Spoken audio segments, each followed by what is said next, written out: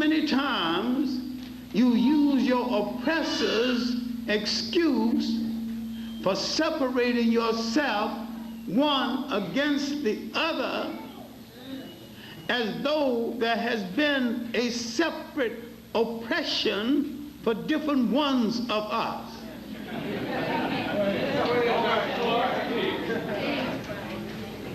Nobody came to America on separate slave ships.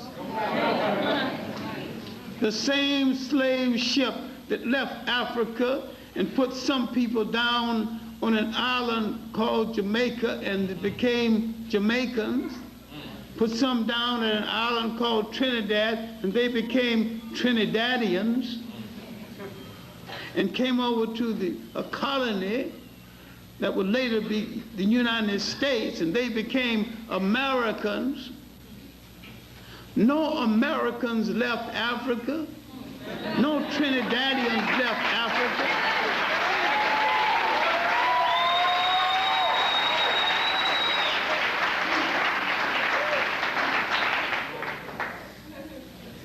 No high yellows, no low yellows.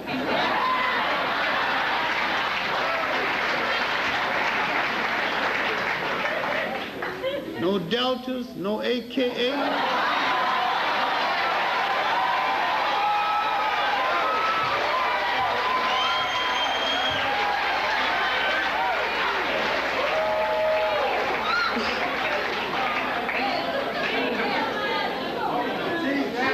No crack addicts.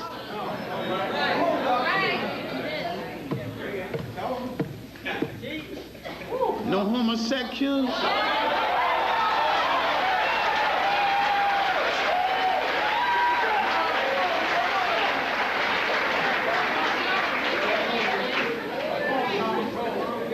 Away from Africa, you were transformed into something you never would have been had you been left in Africa. You took the attitudes of your oppressor and began to separate yourself from other Africans who were put down at different places and suffered a variation of the same experience. And because we could not come together as one, we have fought the longest revolutions of any people in the history of the world.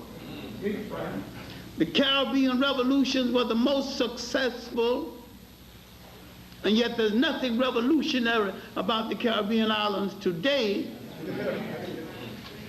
And the word Africa don't seem to mean very much there today.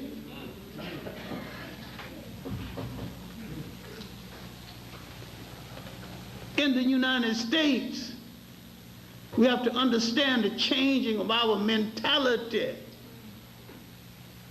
We have to not only study the slave, we have to study the slave master and the habits of the slave master.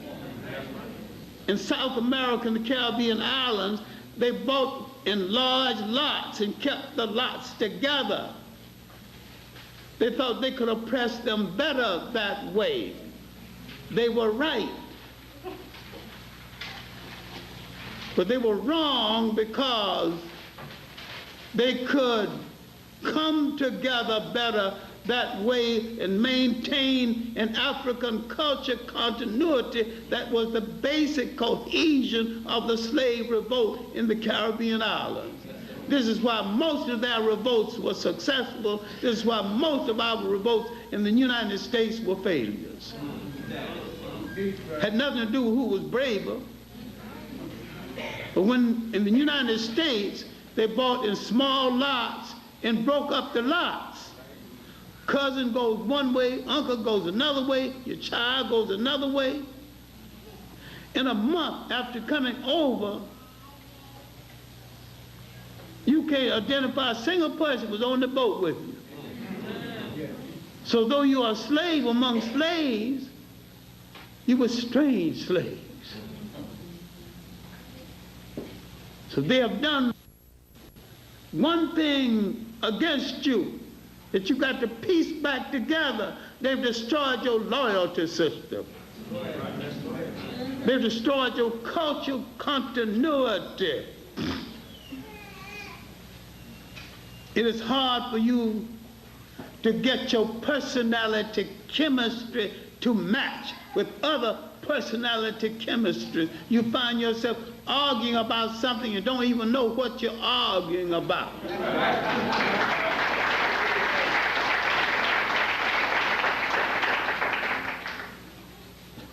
When we understand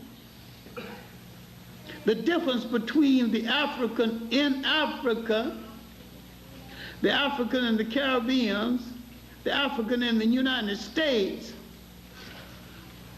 we will sit down and work out our differences and form a union and realize there's maybe 300 million Africans in the Western world, millions in Asia, maybe 750 million in Africa. We number 1 billion people on the face of the earth. Then why are we begging a frightened minority for space in the world when we are the owners of the most expensive piece of geography God ever placed on earth?